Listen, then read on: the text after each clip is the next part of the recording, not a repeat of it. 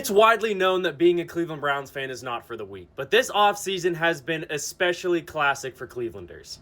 We'll start this all the way back in February when the Browns named Todd Monken as their new head coach. Jim Schwartz, the Browns' defensive coordinator, was a finalist for this job. The players on the team vouched for him to get the position. He didn't get it, and then he turned around and resigned from the Browns. This was not the first, but the second time that the Browns have overlooked him for their head coaching position.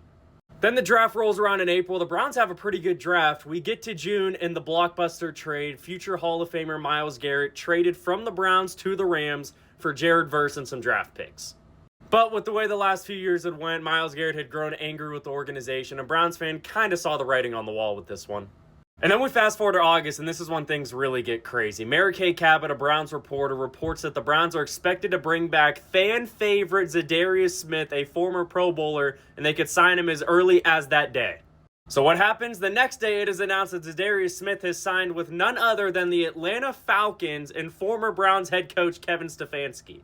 Also, the Browns are making college football history as one of their tight ends, Daquan Wright, was waived, and he is currently trying to get back into college and play for the LSU Tigers. And now to last week. During joint practices with the Bills, it is reported that Browns starting defensive end Alex Wright is out for the season with a ruptured Achilles, happened during the joint practice with Buffalo.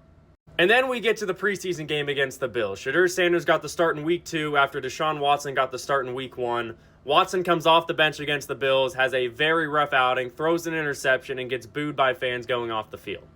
Now, I think a lot of fans throughout training camp in the preseason thought that this was Deshaun's job to lose. He may not have the best reputation, but he was playing the best in training camp. He goes into his post-game presser and has this to say, saying the boos were nothing about performance. It was a little bit more personal, and this had Browns and NFL fans thinking this guy just took his last snap in the NFL.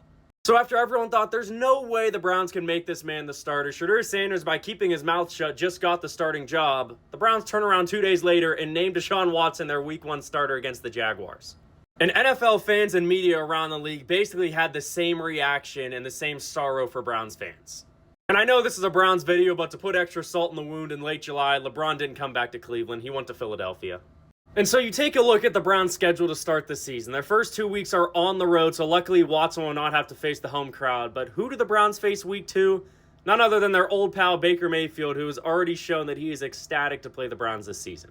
So this will wrap up what has been the most Browns offseason in history. They're currently set up with a starting quarterback that doesn't like the fans don't like him, he doesn't want to be here, he never wanted to be here, he only came because he got paid so much money. And this is another Cleveland Browns season coming up.